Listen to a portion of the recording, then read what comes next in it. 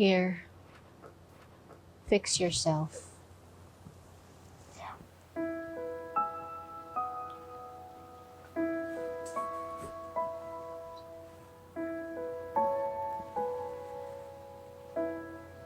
Bakit niyo po ako tinutulungan? Akala ko po ba galit kayo sa akin? Malaki pa rin ang disappointment ko sa'yo, Lilet. Pero hindi ibig sabihin tatahimik ako kung inaapi ka na. Kagaya mo rin ako many years ago. I used to be bullied by someone. Parang yung ginagawa sa'yo ni Attorney Mauricio. Wala siyang hangad sa akin kung di maging miserable ang buhay ko dahil akala niya I betrayed her. Kaya ayun, pag may nakikita akong binubuli, hindi ko kayang matanggap. Salamat po sa tulong niyo Tsaka gusto ko lang din po mag-sorry dahil na-disappoint kayo sa akin. Kasi DNR law yung pinili ko. Sana po maintindihan niyo na malaki lang talaga yung utang na loob ko kay Ka Lorena. Kasi sila po yung nagpaaral sa akin Hindi ko naman po alam na may issue kayo noon. Sana po huwag na kayong magalit sa akin. Malaki po kasi yung respeto at paghanga ko sa inyo Alam niyo po, isa kayo sa dahilan kung bakit ako nag-abogado. Na-inspire niyo po kasi ako nung una tayong nagkita. Naalala niyo pa po ba yun?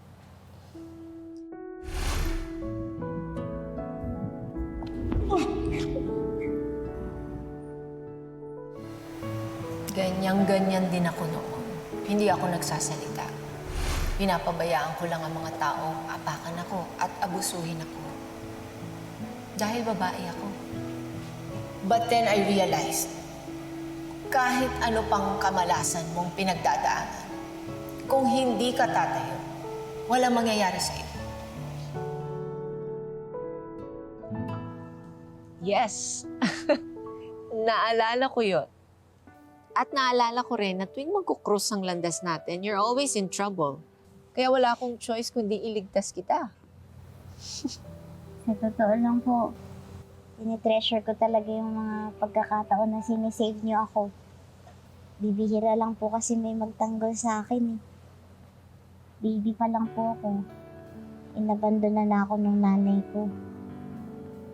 Kaya sa tuwing nililigtas niyo po ako, nararamdaman ko na yung pakiramdam ng may magulang. Ng may nanay na magpoprotekta sa'yo.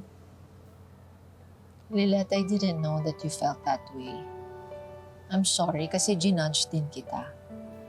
Siguro, napasama ka lang sa away namin ni Lorena. Sa'yo ko ata nalabas yung galit na yun. Attorney, hindi pa naman po yung lahat para magsimula ulit Tama ka. Kalimutan na natin ang nakaraan. And let's start again. Right?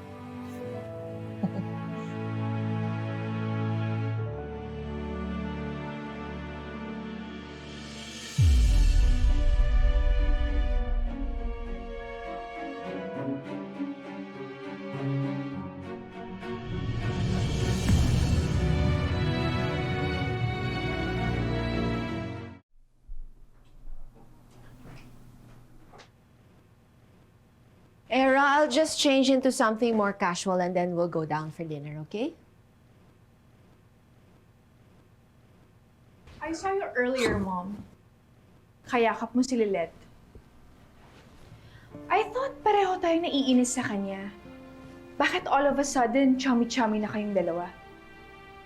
Actually, Lilet and I were able to clear out our misunderstanding. She even apologized for not taking on the job offer that we gave her. And na-realize ko rin na tama nga naman, napasama siya sa away namin ni Lorena and she seemed so sincere. Sincere? Mom naman, hindi ka dapat naniniwala kay Lilet because she's a sweet talker. Kaya nga niya nauuto lahat Even my boyfriend, Bonnie.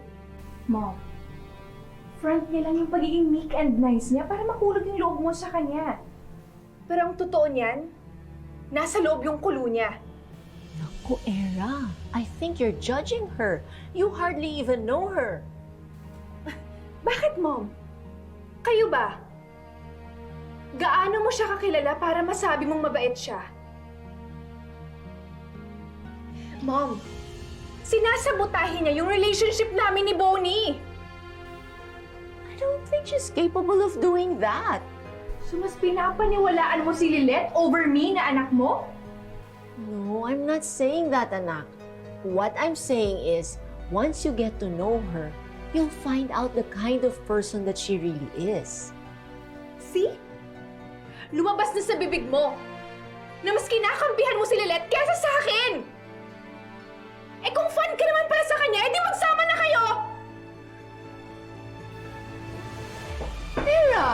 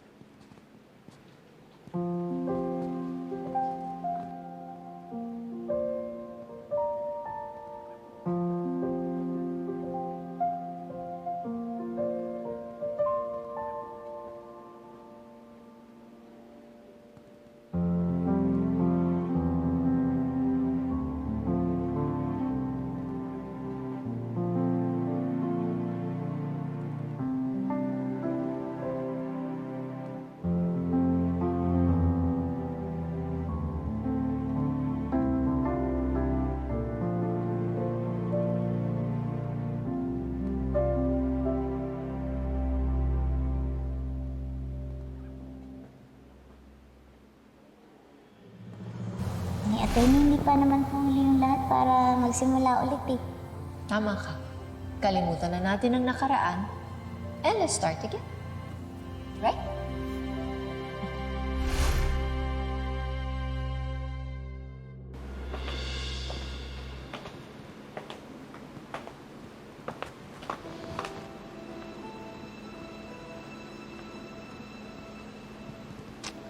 You know what, Lilette? Ang liit-liit mo, but you're such a troublemaker. Ano sasabi mo? Wala akong ginawang masama. So, ano yun? Guni-guni ko lang ba na narinig ko si Attorney Meredith and Attorney Era na nagtatalo dahil sa'yo? Nag-away sila mag-ina dahil sa akin? Yep. And it's all because of you. Hindi ka ba nakokonsensya? Alam mo, kung pagpapatuloy mo yung pagiging feeling close mo kay Attorney Meredith, malamang mas lalala pa yung misunderstandings nila.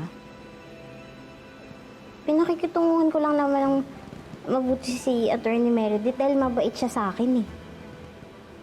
Hindi ko naman gustong mag-away sila. Well, kung ayaw mo nang lumala yung pagtatalo nila, I suggest na lumayo ka na lang. Tutal, ikaw naman yung punot dulo ng misunderstanding nila eh. Umalis ka na lang dito. Para wala nang gulo. Para matahimik na rin sila.